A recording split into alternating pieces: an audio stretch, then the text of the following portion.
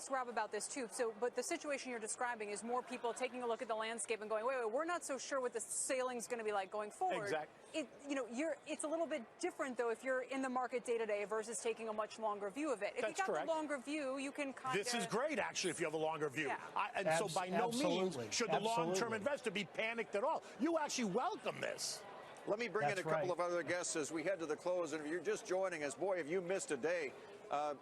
Near the top of this last hour, the Dow was down 1,600 points in a climactic selling period right there, and then it came right back. And as you can see, we're down roughly 1,000 points at this hour. This after last week, we had the biggest down week over week for the Dow in about 2 years. Gerard Cassidy, the managing director and banking analyst at RBC Capital, is with us, and Nancy Tengler from Heartland Financial. And I would point out that the second worst performing sector today, Gerard, are the financials. Wells Fargo would have a big part of that because they were down 7-8% even before this major sell-off with the action taken by the Fed. But what do you make of what's going on today, putting it in perspective, if you can? Sure. When you take a look at the bank stocks in particular, since the beginning of the year, they've had a great run. Obviously, with the tax reform that we saw in December, the underlying fundamentals for the banks continues to improve.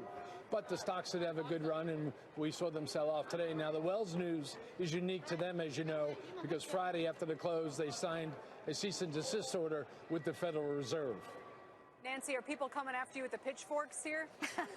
We spoke about a week, 10 days ago, and Nancy said, maybe that day Mike referenced the first day we were down more than 2/3 of 1% in a year or something.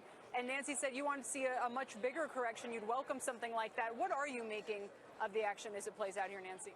Yeah, Kelly, I mean, we need this. And you had a guest on earlier. I'm sorry I didn't catch his name, but this feels a lot like the February moves, January and February in 2016.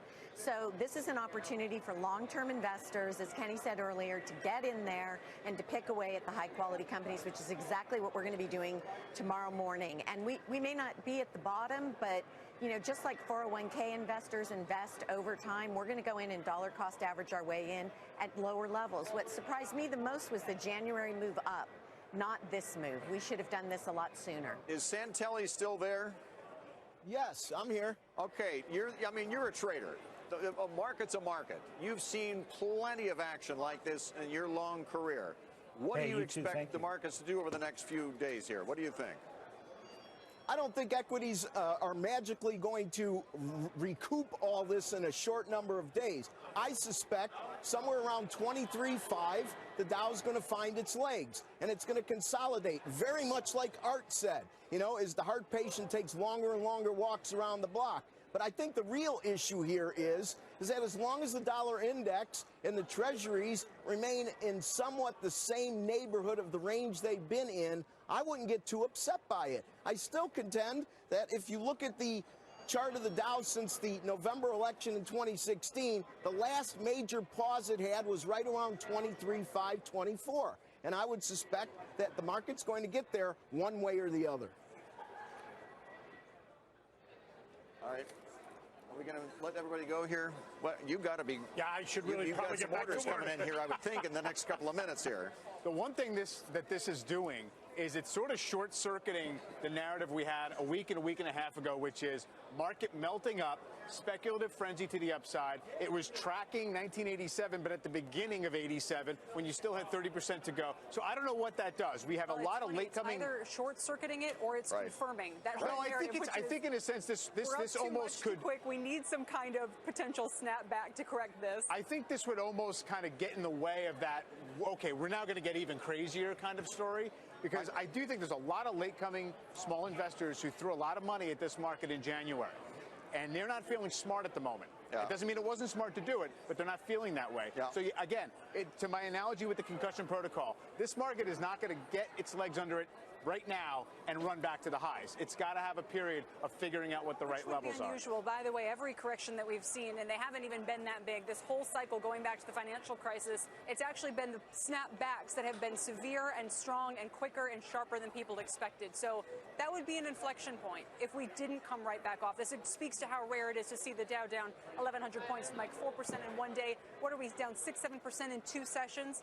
Yeah. Rare that we see that ever. It is rare. No, it's a change in character on some level, without a doubt. I got to step aside here to get down to the floor, so let's bring in Seema Modi for some more perspective on this sell-off we've seen today. Seema. Hey, Bill, we've been highlighting the broader performance of the major indexes, with the Dow down over 4%, the S&P 500 lower by 3.7%. But let's highlight where we're seeing the weakness and which stocks are taking us lower. Take a look at some of the biggest movers, not just today, but even year to date. You'll see that 75 S&P 500 components have lost 10% since the all-time high we hit on the S&P on January 26th. The biggest movers year to date and even today: Chesapeake, Tractor Supply, MetLife, EQT Corp, and Harley-Davidson. And one trend you can see right here is just the underperformance in energy. It's the second worst performing sector today. And here are the big movers there: Hess, ExxonMobil after disappointing results last week, Chevron and Baker Hughes joining the crowd here. So energy, a big part of the sell-off story in today's trade, guys. Seema, thank you very much. Seema Modi there walking us through some of the action. You can see some big declines for individual movers. The biggest headline is the Dow still down more than 1,000 points with just 3.5 minutes to go. That's a 4% decline. We were down about 6% at the worst of the session lows, 1,600 points on the Dow. The decline today also comes after Friday's big drop. Bill? And I'll let you guys get ready for the next hour here. And I'm not going to take issue with Jim Cramer, who's always the smartest guy in the room. But, you know, it often will be the case that people will say that something broke when we get this kind of a market action. This is market action. They don't talk about the market being broken when it's up, you know, as much as it has been for the last 9 years with very few major corrections. So for this kind of action, yes, as dramatic as it is, as attention-getting as it is, this is how the markets work. And they're not broken. You just had a cancellation of buy orders that caused this vacuum that sent the market down. So here we are down 1,000 points today. We're back below 25,000. It was on January 4th that we were cheering the market higher when it closed above 25,000 for the first time. Then we were above 26,000. The market is just doing what it does. It's all about price seeking an equilibrium that they're trying to do right now. So we're down 1,000 points there. The S&P down 98. Let me see the 10-year yield, because that's where we saw a decline in the yield, down about 10 basis points.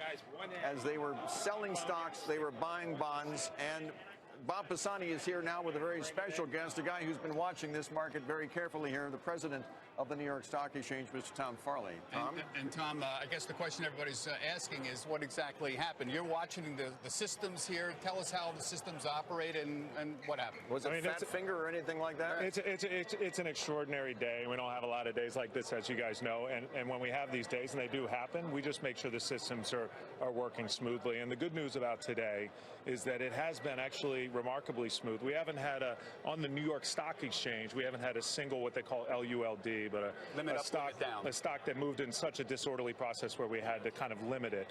We did get close to a market-wide circuit breaker. That would be 7%.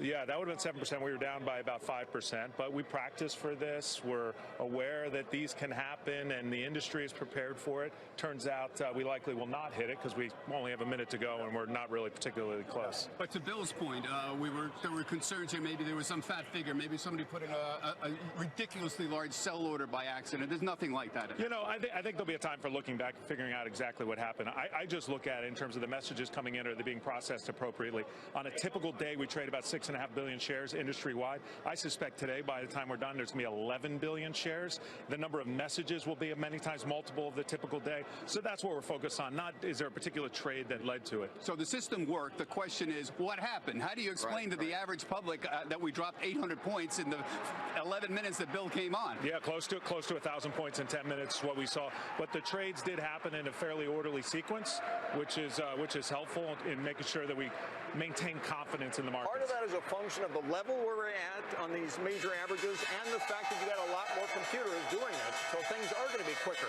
and bigger now, right? Look, there's nothing new under the sun. There's always been volatile days. Now, it just so happens the Dow's at a higher level, so it's the biggest Dow drop-off ever. But come on, in your career, you've seen this many different times. In different iterations with different numbers there. Thank you, Tom, very much. Tom Farley, the president of the New York Stock Exchange. Bob, I know you'll be sticking around as this is one for the record books. The Dow down 1,175 points on the close, back below 25,000 on the Dow. Let's go to Kelly Evans now with the second hour of the closing bell.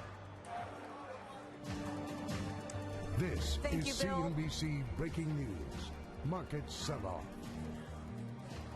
And welcome to the closing bell, everybody. I'm Kelly Evans. Dow's closing lower by nearly 1,200 points today, about 1178.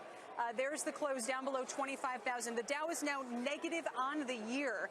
All of the gains from January and February have now been wiped out.